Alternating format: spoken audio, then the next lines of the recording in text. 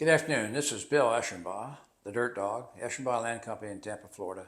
And today's story goes back a few years to a case I call Jack the Crook. Not Jack the Beanstalk, but Jack the Crook. And on the very first day that I opened for business at 7 a.m. that morning, I sent out a fax to about 10 prospective buyers. Now, a fax, in case you're young and don't know this, was a deal we sent out over the telephone system. And you only send one page at a time and to one recipient at a time. So I stood there with 10 different faxes I had prepared, ready to go, and sent them out advertising a building near my office that was owned by the Resolution Trust Corporation, the RTC, which was a recipient of the failed savings and loan assets. And I wanted to sell this building. I'm brand new in business, my first day that I'm open, and I'm anxious to go sell it. I had experience in working for the RTC prior to opening my own business, so I kind of knew what I was doing. Well, my fax had a response.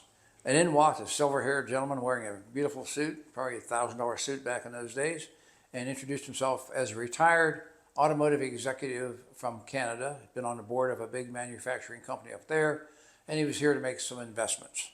And he liked what I had described in the fax. Well, we went up the street and saw the building. It happened to be open. There were some workmen doing some remediation work in the building. We walked all 5 floors of it. The electricity was on, so the elevators worked. He came back and said, I'll buy it. It's $1 million. I'll buy it. I don't want to quibble about the price. I want that building. Well, I am ecstatic. My first day in business, it's not even noontime yet. I'm running $1 million offer. I have all the proper contract forms. I know the contact to reach out for the asset management company. I also know that they're motivated to sell this building this quarter, July, August, September, and we write a contract to close in 90 days for $1 million. And we put it on the contract form and we submit it. And then I call and we submit it by fax. And I called the asset manager and he said, well, wonderful. I need this sale this quarter. I'm worried that by the time I get it signed off on my end, we'll be past 90 days, we'll be into October. So I'm going to counter your response by saying we can get it approved subject to a closing no later than September 30th. I need to keep it in this quarter to make my numbers work right. Well, perfect. Mr. Jack agreed to that. We signed it. And we closed it in September. I made a $60,000 commission. I went, wow, this business is going to work. This is fantastic.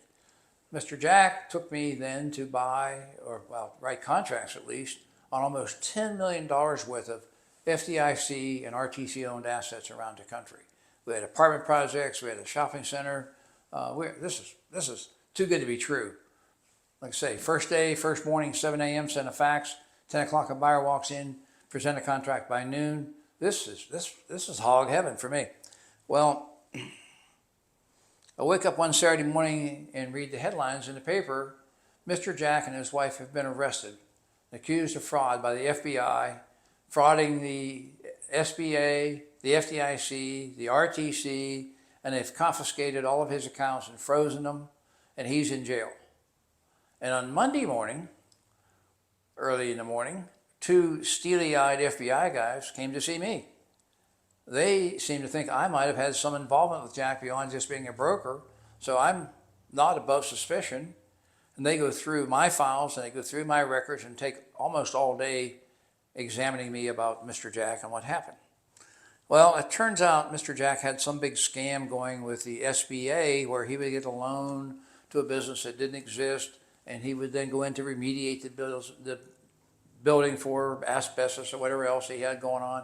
And he was just scamming everything to the hilt on this. And I had to go actually to Fort Myers and testify in federal court against Mr. Jack, who went to prison for a 17-year sentence for all of his fraud that was going on. Well, results for me were no more paydays, of course. I spent a lot of time in a defensive mode. I spent a lot of time that was wasted finding these assets for him in the first place. The FBI is not friendly to deal with when they think you're maybe a bad person too. I was under suspicion. It damaged my reputation within the RTC that this first asset was one that the FBI went back to them and investigated how he bought it and why he bought it and so forth.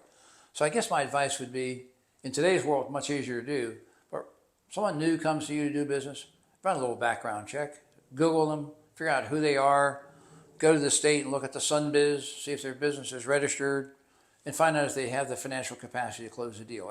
Don't be afraid to ask for the proof of financial funds to complete the transaction. Ask for a resume. Find out ways that you can verify who you're dealing with, because it's a lot easier to do up front than get yourself caught or face two steely-eyed FBI agents that think you're the bad person. So with that, hope this advice helps. Just screen them a little more, be a little more careful. Don't find yourself thinking about riding in the back of a squad car downtown to have a longer conversation. Not a place you want to be.